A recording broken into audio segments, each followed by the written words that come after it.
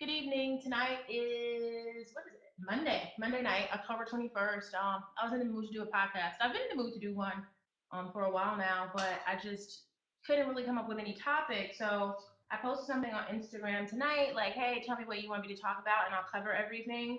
So I don't know that I'm gonna get this under 10 minutes. I'm gonna try because I just don't want it too long. But most of you wanted to know about me, like day in the life kind of stuff, which I'm always, it always shocks and surprises me because I figure, I'll just tell you about all these things that I know or just my tips and tricks, but that's fine. So what I did was I picked 10 topics. A lot of the stuff that you guys have asked about, I've already covered. So if you just go through my some of the posts, I've been doing these podcasts for probably 2, 3 years, believe it or not. And so you can tell when I was doing them on my old computer, you can hear all these noises, but I love doing them. Now that I've gotten a bit busier, I can't do them as often, but I picked 10 topics um, on how this is the How I series. How I, and I'll do all 10. So, number one is how I deal with copycats. Um, People ask me this all the time, and I don't know if people believe me or not, but I just don't really care that much.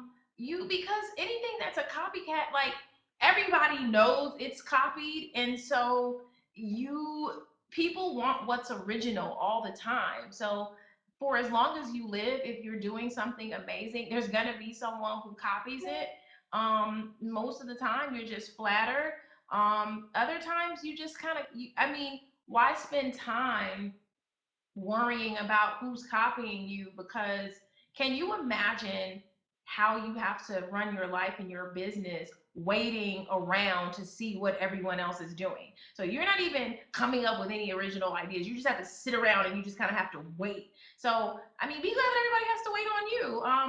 I don't, you can't worry about it. If anything, be flattered. And, sometimes you just have to be glad that somebody else is pushing you to be better. So I always say, I'm competitive. So if you step on the track with me, if you get in my lane, I'm coming to pulverize you. So thank them for making you push harder to be better. Number two, how do I say no and mean it without feeling guilty? That's a good one because I'm just now getting good with that. I've had times where it was very difficult for me to say no.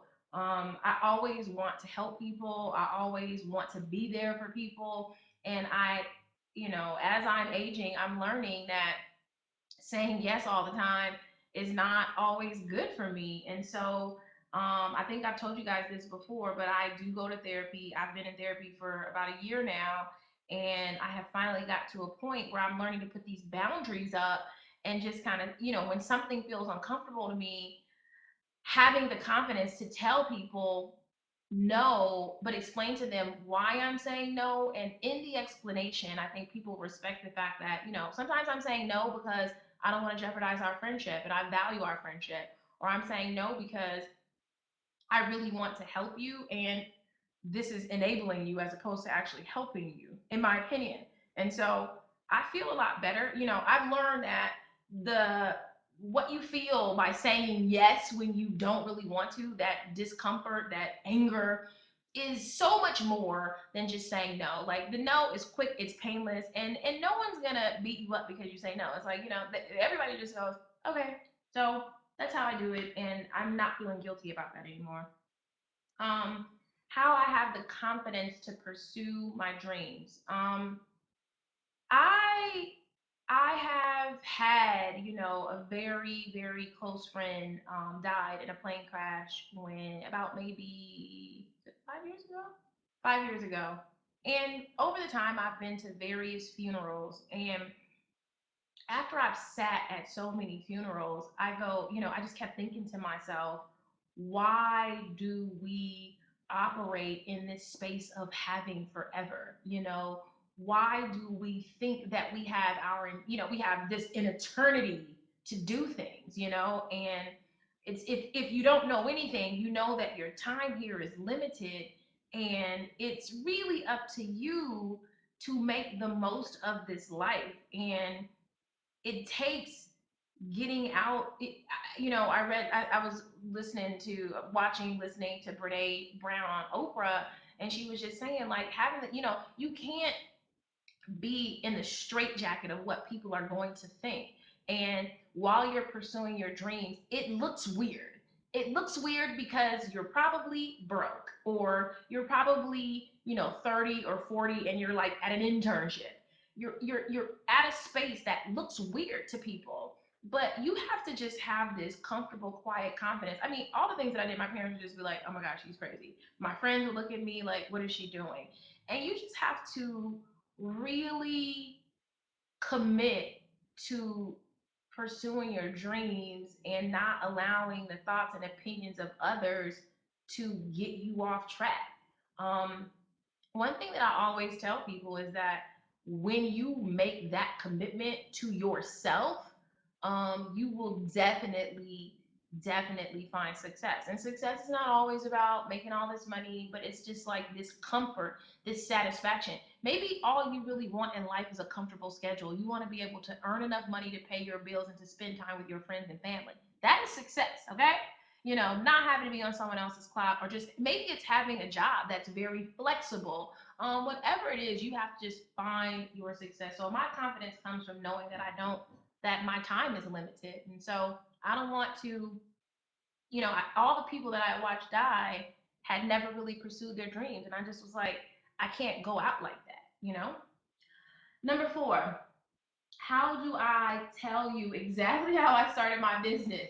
It's always funny when people ask me that question. It's like, tell me word for word, blow by blow, exactly what you did. And it's like, you got to be kidding me. Like, I'm not crazy. You know what I mean? And more than anything, my mom said this to me last week. She said, you know what, Miley, once you've made it, other people want you to make it easy for them. And I'm not going to do that for you, because that takes me back to what, number two, telling you no and having the without feeling guilty, because it doesn't serve you. Even if I give you the blueprint, it's like you still have to do the legwork. So I'm not going to tell you exactly what I did, word for word. If you do a little bit of research and you do some googling, I have told people, I have said it before, but I'm not going to spend my time telling you exactly how I did it, so then it's easier for you, because it's not going to benefit you. It's not good for you, and it's better for you to figure out your own way. Um, Number five, how do I juggle business and personal life? Um, it's difficult from time to time. I spend a lot of time working on my business. I love my business. I like what I do. So it doesn't, it doesn't feel like, oh my God, I'm working all the time. I really enjoy it. My personal life, I think when people ask about my personal life, everybody always wants to know, like, do I have a boyfriend? Am I dating? And I make time to date when I meet somebody that I feel like, tickles my fancy. And I have met people in the past that have really piqued my interest. And, I think people wonder why I don't share them on social media. And it's really more because I think that, everybody doesn't want to be public like that. I've made the choice and other people haven't made that choice. And one thing that I know about relationships is that most of the time they don't work out. And so, I mean, that's not even me not being optimistic. That's just straight statistics and facts. Like, most relationships don't work out, and that's okay. So, I don't feel like it's necessary to kind of like broadcast, something that I'm working on or something that I'm doing. And it just allows me to have something that belongs just to me, and so I date, I go out, I've met phenomenal people. I do have a personal life, I have a family. I don't really post things about my family because I just think that, that stuff's crazy. Crazy family. So I try to just keep it to me, keep it to business, keep it to things that I think that you really would care about. Because the other stuff really, it's not all that interesting. Um, how do I, oh, what are the benefits of having a mentor? I've had various mentors over the course of my career, and I think the benefit of having a mentor, if you have one, is that you should really beg them to be honest with you. A lot of you, and I see this, I post something on Instagram that's like so super harsh. and people are beating me up about it. But I can assure you that if you find a mentor and ask them to be, completely honest with you, it will make it a lot better for you. Like, I swear to God, one of my first bosses, like, had a conversation with me about my skin. I had really bad acne when I was in my early 20s, and she just called me in her office and was like, you know what, like, that, when you're in a image business, I was doing PR at the time, and what you look like matters. And so she gave me some information to a dermatologist, that was walking distance from the job, and I cleared my skin up, and she told me things about how I could just have a better appearance. And to a lot of people, it's like your little feelings are hurt. But I mean, I've come a long way by her just being completely honest with me. Like, clear up your skin. They take our insurance. You can do it. How you look matters. And so I did it, and it was insanely helpful. So, I mean, that amongst other things, but I think you should ask for your mentor to be insanely honest with you. Number seven, how do I enjoy time to myself? I spend a lot of time by myself, believe it or not. I always laugh when people ask me why don't I smile all the time, like in my pictures. And I just had a conversation with my dad yesterday, and I was like, people always ask me why I don't smile. I've traveled through much of my adult life by myself. So, I am the youngest child in my family. I am the youngest maternal grandchild. And so I'm used to being, the smallest, the shortest, the youngest. And so I kind of developed this sort of game phase that I always have. And so I've lived on my own. I've lived in cities by myself. I'm living in Atlanta. My family's in Los Angeles. I've lived in DC, New York, San Francisco. I've traveled in and out of the country by myself. And I was telling my dad, I was like, walking around with this smile on your face is how you get got. So, my face is very serious because I'm letting people know basically that I'm not to be fucked with. You got to have that so that you can move around and do what you want to do. And I smile, I laugh. A lot of my friends will probably tell you I'm one of the funniest people they know. I'm funny. But when it comes to just, me and how I move around the world, I try to just, keep it serious so that, I don't have to deal with people bothering me. But I usually, when I'm by myself, I love to travel. I love laying on the beach.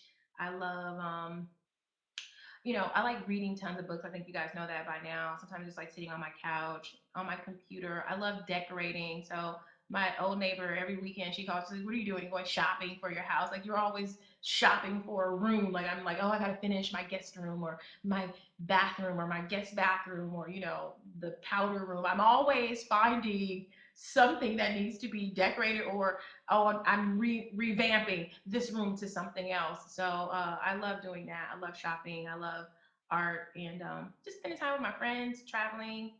That's pretty much it. Sometimes I really just enjoy sitting and doing nothing. You'd be surprised how much fun that is. When your life is as busy as mine, just sitting with no plans and nowhere to go. I love it. Um, the other thing is, how do you choose a good publicist?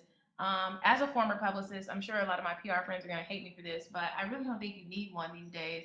If you can just figure out, how to measure your social media, find out. It's very simple. People will tell you what they want from you. Instead of looking at something as a complaint, if you got the same people asking for the same thing over and over again, they're telling you what they want more of. Give it to them. Measure your likes, measure the conversations. What are the things that people respond to most?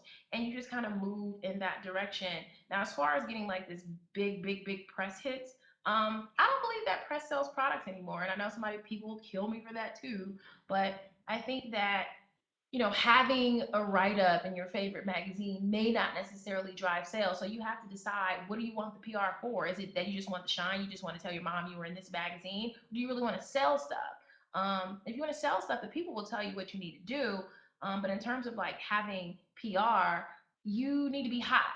If you're hot, the press comes to you. Like, I'm a former publicist, and I've done no PR for my company, no pitching, no nothing. All of the press comes to us because I have just focused on making what I'm doing hot. So focus, when the time comes and you need a publicist, you'll get big enough for one. You'll find that the good publicist will come find you. So focus on being hot and having a hot product, having a hot record, having a hot whatever. And that's my opinion on that.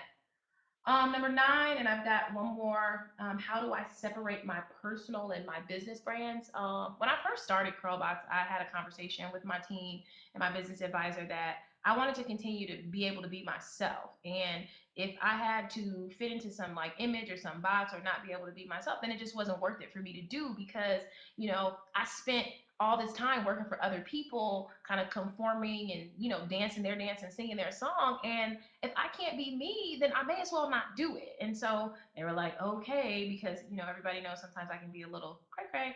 And, they said, well, let's just see how it works. Like, you can be you, and let's just see how far being you gets you. And so I wanted to be me because I wanted to encourage other people to be themselves. Like, none of us is sitting here perfect. People who are sitting around acting like they have these perfect lives, they never make any mistakes. You're not flawed. It's bullshit. Like, we're all flawed. We all make mistakes. I've made some real bad decisions. I've done some really not great things, but I'm here to mostly be a testament to tell you that just because you fuck up doesn't mean that you can't continue to pursue your dreams. Just because got a late start doesn't mean you don't get a chance. Just because you've made 10 poor choices in a row doesn't mean that the 11th choice is going to be poor. So I don't mind showing you who I am because I know that it's a ministry to somebody. It's going to tell you, like, I don't care if you spent the last 35 or 40 years of your life doing some real stupid shit. Like, you can change today. So you can tell I get a little bit passionate about that. So I get to be myself. And the rule is, if I can't be myself, then I don't do it anymore. So that's how that goes. Um, Number 10. I wonder if I answered that, like, in the business brand. Business is business. The company is the company. There's a bit of me fused in there. And then I just get to be me on the personal. The last one is how I make the most of my day. I think people ask, that I exercise and I read and all these other kind of crazy things.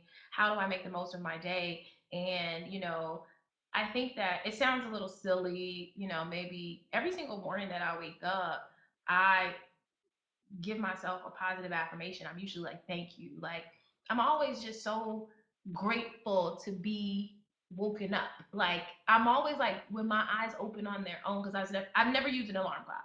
So when my eyes open on their own, I'm just like, wow. I mean, I know I'm sounding silly, but I feel like there's just such a huge miracle in your eyes opening. Like, there's somebody somewhere whose eyes won't open today. But I'm so fortunate and so blessed to have my eyes open. And so I'm really just like, wow, that's huge. Thank you.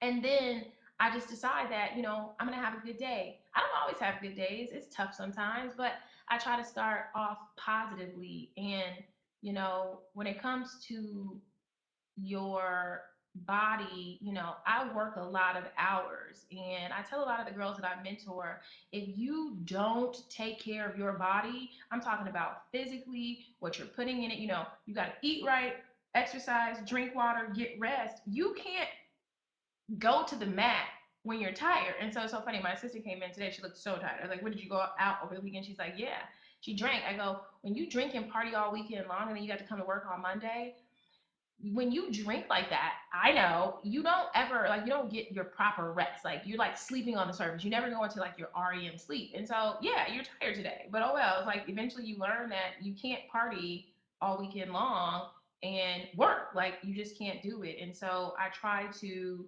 have a lot of positivity. I try to read something positive. I do the exercise. Sometimes I complain about doing that because it's not fun, but I know it's necessary. Um, I try to eat well, I try to treat myself. And, I feel so fortunate to have an opportunity to do exactly what I want to be doing in life. And I know that everybody's not afforded that opportunity. And so I take what I do very seriously. I take the opportunity very seriously. And so there's never a day that I'm not giving 160%. If you ever talk to anybody who works for me, they'll tell you I'm not the girl that squanders the chance. You don't come to my office and I've got my feet kicked up and I'm reading magazines and I'm making everybody else do my work. I work as hard, and if not harder, than every single person on my team. And so I make the most of my day by knowing when to stop. When I'm tired, I quit. So some days I don't work. I don't. If it's 2 o'clock and I feel like I'm burned out, I stop.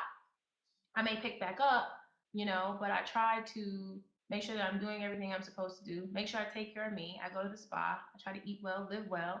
Um, and that just about sums it up. So I think I got it cracking in 20 minutes. Thank you so much for hanging out with me. And I hope to do this again very, very soon.